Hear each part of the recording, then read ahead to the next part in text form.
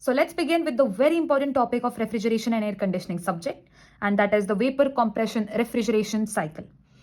We'll start by looking at the flow diagram of this cycle, and consequently we'll also see the pH and TS chart for this cycle. We will also see the charts with different inlet and outlet conditions and its corresponding pH and TS charts. So let's begin. Now, vapor compression refrigeration cycle, as its name suggests, that it has vapor in compressed state, that is vapor compression. And thus the principle is that vapor being compressed gives us the refrigeration effect. Let's go to the flow chart. Now, either you can use symbols or you can use blocks. For now, I'll be using blocks. So this is compressor, the first part of the VCR cycle. Then comes the condenser, the second most important part of the VCR cycle. Then we have a receiver, but for now, just to keep it simple and easy to understand, we'll look at the basic components.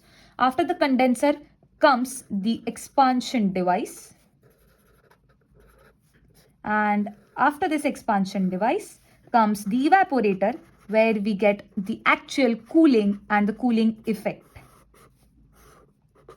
Okay, so completing it with the flow diagrams. Arrows are very important in this subject since it shows the flow of process.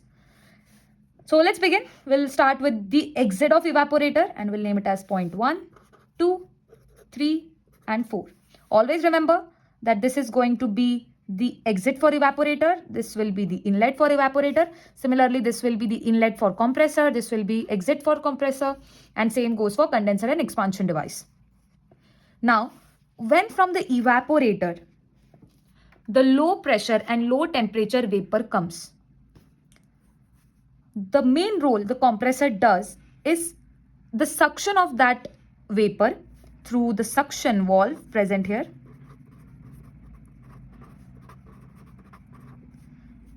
And also we have a discharge valve.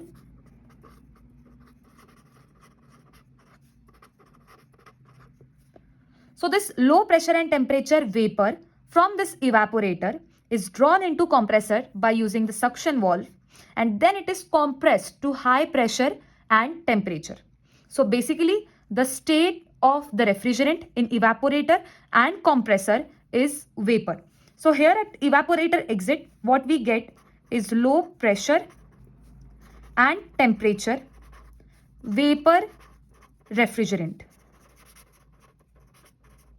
And what we get at the exit of compressor is high pressure and high temperature vapor refrigerant. Basically, the compressor is the heart of VCR cycle. So this high pressure and high temperature vapor refrigerant is discharged to condenser by this discharge valve. Now comes condenser. Now in condenser, very crucial phenomenon occurs, and that is the phase change. So always remember, in condenser, phase change occurs. This high pressure and high temperature vapor refrigerant, this is cooled by rejecting the latent heat to any medium, be it air, be it water, be it oil, or be it atmosphere. So heat is rejected from the refrigerant, and thus the phase change occurs from vapor to liquid. So at the end of condenser, we get high pressure and high temperature liquid refrigerant. So let me write it down here. High pressure and high temperature liquid refrigerant. Okay. Then comes this expansion device. It allows this liquid refrigerant under high pressure and temperature to pass at controlled rate and thus reduces its pressure and temperature. So in expansion device, a very important process occurs, and that is the throttling process. THROTTLING, throttling, and it is an irreversible process. So at the end of expansion device, what we get is low pressure and low temperature liquid refrigerant, low pressure and low temperature liquid refrigerant. Okay, and then this liquid refrigerant comes at the evaporator, and again the evaporator is the part which you see in the deep freezer section, the coils. From outside it looks just like a box. There are coils of pipe in which this liquid vapor refrigerant in this where liquid and few drops of liquid gets evaporated or vaporized due to excess of throttling. Thus here in actual process we get vapor and liquid mixture, but ideally we consider it as a liquid only. So in the evaporator inlet, this low pressure and low temperature liquid refrigerant is evaporated, and again in the evaporator phase change occurs, just same as the condenser.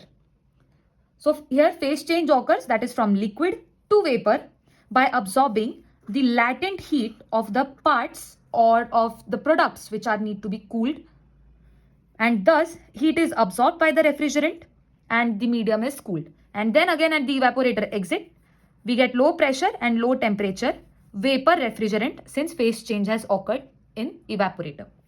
So in this, only thing that is important is that phase change occurs in condenser and evaporator. In compressor and evaporator, we only get vapor at the exit. In condenser and expansion device, we only get liquid at the exit. Also, the main point to note is that at the end of compressor and condenser, we get high pressure and high temperature refrigerant, be it in vapor or liquid state, but pressure and temperature is high. And in evaporator and expansion device, we get low pressure and low temperature at the exit. And thus the cycle works. Now looking at the pH and TS diagram, it's very simple and it's consequently very, very important to solve numericals. In upcoming videos, we'll be solving numericals. So let's start with the TS diagram.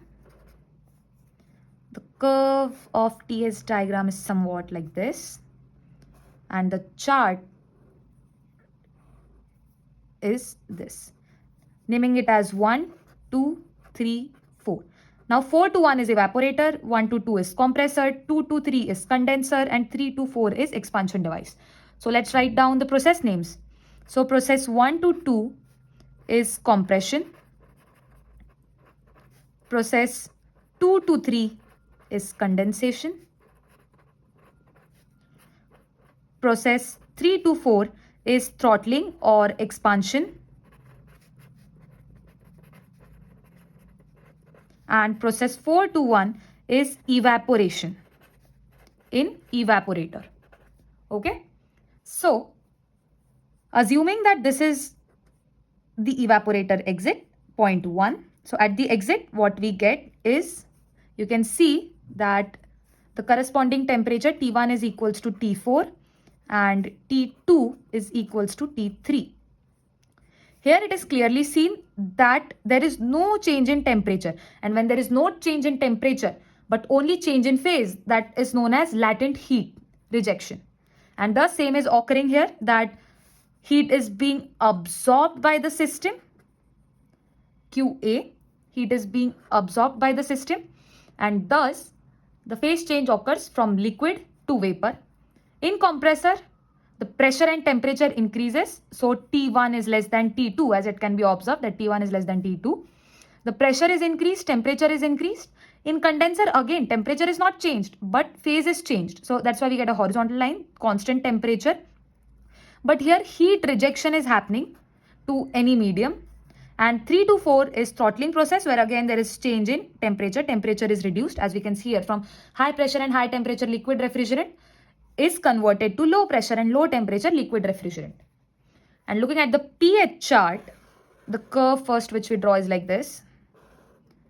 And again the same process, point 1, 2, 3, 4. Always remember, arrows are very important. Whether you write it in paper or you explain this to someone, arrows are important just to show. If I draw the opposite arrow, it changes the whole process.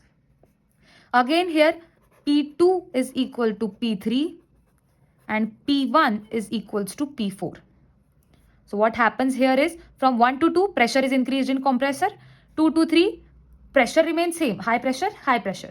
The pressure remains same, only phase change occurs. 3 to 4, this is expansion process. We also call this as isenthalpic expansion process, since the enthalpy, that is H, is constant, that is H3 equals to H4. And from point 4 to point 1, again the pressure remains same, that is low pressure, low pressure. Only phase change occurs, the heat is absorbed and we get the cooling effect. So that's it for today. In the coming videos, we will be looking at the pH and TS charts for various conditions of refrigerant in the components. Thank you.